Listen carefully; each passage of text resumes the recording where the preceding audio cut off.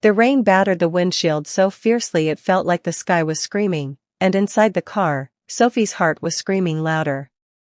She gripped the steering wheel, her knuckles white, as she pulled over on the desolate highway, tears blurring her vision faster than the wipers could clear the glass. She'd just left the only man she'd ever loved, the one who wasn't supposed to mean anything, a summer fling named Lucas who'd somehow carved his name into her soul. Sophie, a 29-year-old graphic designer from Chicago, had come to the small coastal town of Havenport for a 3-month freelance gig, expecting nothing more than a quiet escape from her chaotic city life. Instead, she found Lucas, a local surf instructor with a crooked smile and a heart as wild as the ocean. What was meant to be a fleeting romance spiraled into something deeper, something neither of them was ready for, and now, as she sat in her car, the weight of leaving him crushed her. This is the story of how Sophie and Lucas fell for each other, and the challenges that nearly broke them before they found their way back. Sophie had always been practical, her life meticulously planned like the designs she crafted for her clients. Havenport was supposed to be a temporary detour, a chance to save money for her dream of starting her own design studio. She rented a tiny beach cottage, its walls weathered by salt air, and threw herself into her work. But on her third day, while sketching at a cafe overlooking the pier, she met Lucas. He strolled in, surfboard under his arm, his dark hair dripping from the sea, and ordered a coffee with a grin that made her forget her deadlines. "You look like you're drawing the meaning of life," he teased, glancing at her sketchpad. She laughed, caught off guard, and before she knew it, they were talking for hours. Lucas was everything she wasn't, spontaneous, carefree, living for the moment. He invited her to a bonfire that night, and though she hesitated, something in his warm brown eyes made her say yes. That first night by the fire, with the waves crashing and the stars blazing, set the tone for their summer. Lucas taught her to surf, his hand steadying her on the board, his laughter infectious when she fell. They spent evenings exploring hidden coves, sharing stories of their wildly different lives. Sophie told him about her overbearing parents, who'd pushed her into a stable career, and her fear of never living up to her own dreams. Lucas opened up about his past, a broken engagement, a father who called his surfing a waste of time, and his quiet pride in building a life on his own terms. Their differences drew them closer, each filling a void in the other. Sophie felt alive in a way she hadn't in years, and Lucas, who'd sworn off serious relationships, found himself imagining a future with her, but their connection came with challenges. The first was the ticking clock of Sophie's departure. Her freelance contract had a clear end date, and Chicago, with its opportunities and her dream of a design studio, waited. Lucas, however, was tethered to Havenport. His surf school was his livelihood, his community his family. The tension surfaced one night when Sophie casually mentioned her return date. Lucas's face darkened, and he turned to the ocean, his voice low. "So, this is just temporary for you, huh?" Sophie's heart sank. She hadn't meant to hurt him, but she didn't know how to reconcile her feelings with her plans. "I don't know what this is, Lucas," she said, her voice trembling. The silence that followed was heavy, a crack in their perfect summer. The second challenge was trust, or the lack of it.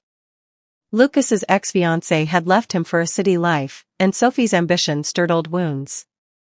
He began to pull back, his jokes less frequent, his touches hesitant. One evening, after a long day of work for Sophie and a tough lesson at the surf school for Lucas, the tension boiled over. "You're going to leave, just like she did," he accused, his voice sharp. "You'll chase your big dreams and forget this place, forget me." Sophie, hurt and defensive, shot back, "You're not even trying to understand me. You're so stuck in your world, you can't see mine." The fight ended with slammed doors and a week of silence. Sophie threw herself into her designs, while Lucas surfed alone, both aching but too proud to bridge the gap. The third challenge was their own insecurities. Sophie wrestled with the fear that staying with Lucas meant abandoning her dreams. What if she gave up everything for him and it didn't work out? What if she failed in Havenport, far from the city's safety net? Lucas, meanwhile, doubted his worth.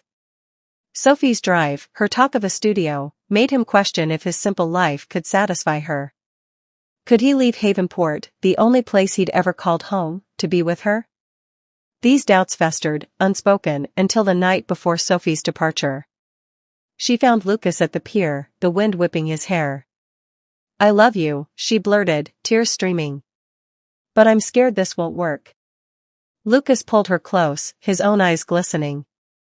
"I'm scared too, Sophie. Scared I'm not enough for you." In that moment, raw and vulnerable, they saw each other clearly. The resolution came through courage and compromise. That night, they talked until dawn, laying bare their fears and hopes. Sophie admitted she'd been hiding behind her plans, afraid to let love change her path.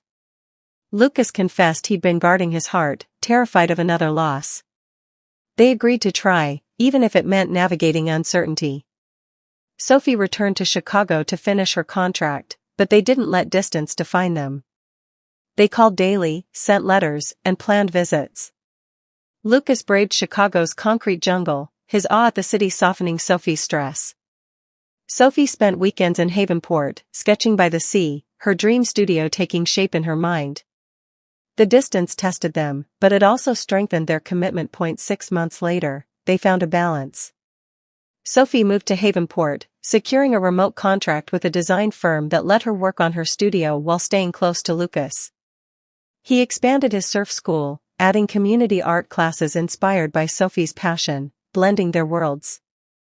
It wasn't seamless, there were still arguments, moments when Sophie missed the city's buzz or Lucas felt out of his depth in her ambitious plans. But they faced each challenge together, their love a steady anchor. They learned to communicate, to trust, to believe in each other's dreams. The story closes on a warm evening, a year after that rainy night on the highway. Sophie and Lucas sit on their favorite beach, the waves lapping gently. Sophie sketches a logo for her now thriving studio, while Lucas plans a surf camp for local kids. The sunset paints the sky in gold, and Lucas takes her hand, his crooked smile soft. "Thought this was just a fling," he says, his voice warm.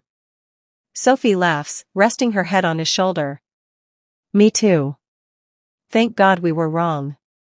They watch the horizon, their future uncertain but bright, a testament to the power of choosing love over fear. This story, paced for a 10-minute YouTube video, captivates American audiences with its emotional depth and relatable characters. Sophie's ambition and Lucas's loyalty mirror struggles many face, balancing dreams with relationships, overcoming past hurts, and daring to take risks.